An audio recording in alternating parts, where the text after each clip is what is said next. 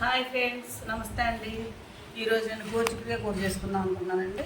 ఇవి కొంచెం ఇక్కడ లేత కాయలు తెచ్చారండి. ఇప్పుడు దగ్గర మంచి అప్పుడే వచ్చి ఏంటంటే చాలా బాగుంది కాయలు బట్టి.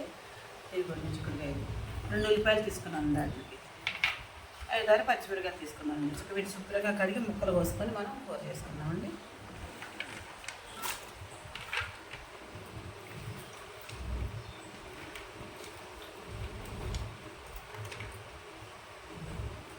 నీట్గా కోసేసుకున్నామండి.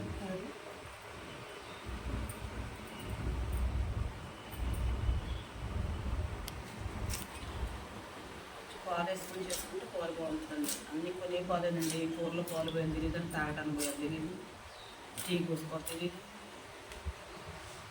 70 రూపాయలు పెట్టి పాలు కొనుక్కొస్తే మంచిగా ఉంటుంది. మళ్ళీ ఉన్నోళ్ళ ముగ్గురు ఎండాకాలం చచ్చిపోయేటట్టు నన్ను ఇప్పుడు వరకు ఉడియాలు పెట్టానండి. పెట్టి టిఫిన్ పని అయ్యింది, కూర చేసుకుందాం అని చెప్పి కూర స్టార్ట్ చేశానండి. ఎప్పుడు గమ్మున పని అయిపోద్దా, ఎప్పుడు గమ్మున ప్రశాంతంగా వచ్చి కొడుతున్నాం ఫ్యాన్ కింద అనిపిస్తుందండి ఎండ. మీకు ఇదే విధంగా వేస్తుందండి ఎండ. అమ్మో ఏమండి అండి, బాగా వేస్తుందండి. పిల్లలు బయటకు ఆడుకోవడానికి వెళ్ళాలని వస్తున్నారండి. ఇదిగోండి ఈ విధంగా చక్కగా చిక్కుడుకాయ ముక్కలు కోసుకున్నాం. చూసారా చక్కగా బల్లే ఉన్నాయి కదండి, చక్కగా. ఇదిగోండి ఉల్లిపాయల ముక్కలు కోసుకున్న పచ్చిమిరపకాయలు ప్లస్ కరివేపాకు. ఇదిగోండి 5 ఎల్లిగడ్డలు తీసుకున్నానండి. ఇది ఒకటి ఉడుకుట్టుకుంటే ఫస్ట్గా ఎల్లిపాయ జీలకర్ర వేసుకుంటే బాగుంటుంది. కూర మొత్తానికి ఫ్లేవర్ వస్తుంది.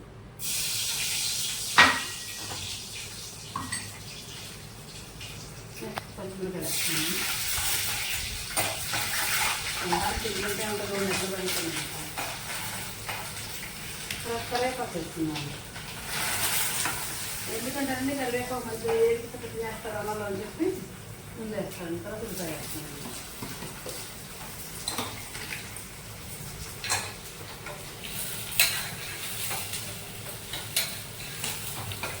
పచ్చిమిరపకాయలు, కరివేపాకు, ఉల్లిపాయలు ఉల్లిపాయ తాలింపు వేసుకుంటున్నాను.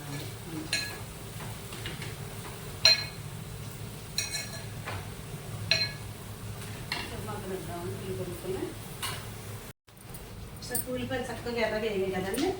ముక్కలు వేసుకున్నామండి.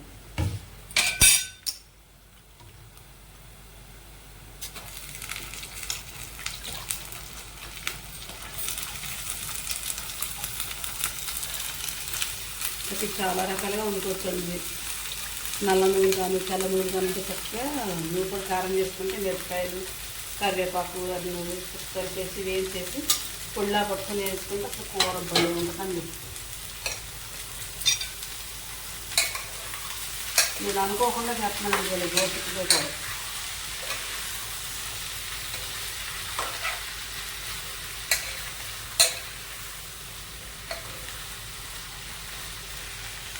ఉప్పు పసుపు వేసుకున్నాను. ఇప్పుడు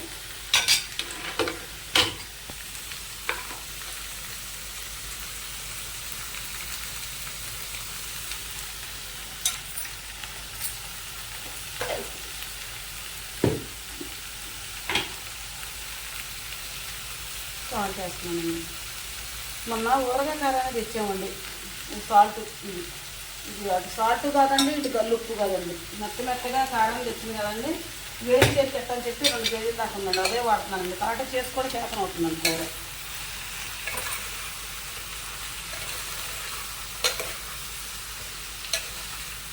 ఒక మొత్తం కలిగి తీసుకున్న తర్వాత కాసేపు ఉంచితే మొక్కలు దగ్గరగా అవుతుంది కదండి. కొంచెం ఎక్కువ టైం పడుతుంది. పచ్చికాయలు కదండి ఇవి. కొంతమంది అయితే ఉడకబెట్టి తాలింపు వేస్తానండి.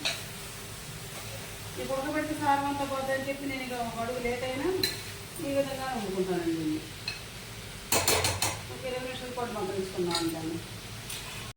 ఇది కొంచెం ఈ విధంగా దగ్గరికి అయిందండి. ఇప్పుడు పాలు పోస్తాను కాసం.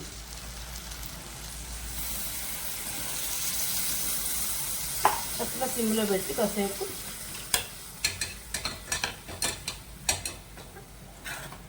పాలు చక్కగా కగ్గితే బాగుంటుంది కూర. కాసేపు కగ్గిన తర్వాత మనం ధనియాల పొడి వేసుకొని దింపుకుంటే సూపర్ ఉంటుందండి కూర. కాకపోతే కొంచెం జాగ్రత్త సిమ్లో పెట్టి వండుకోవాలండి కాయలు. అది అడుగుంటున్నా దేగుడు అయిపోతుంది, ముక్కలు కనపడుతుంది. చూసారా? ఇదిగోండి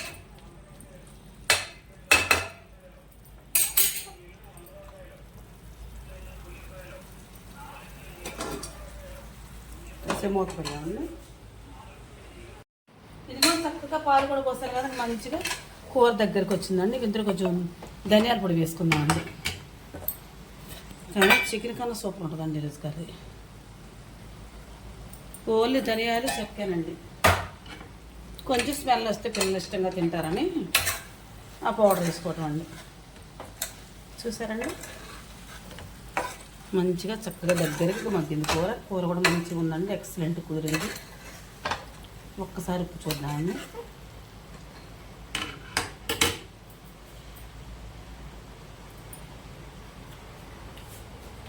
ఇప్పుడు చాలా రోజులు అవుతుందండి చికెన్ కూర, చాలా బాగుందండి. నేను చేసే విధానం మీకు నచ్చితే నాకు ఒక లైక్ ఇవ్వండి. Please subscribe.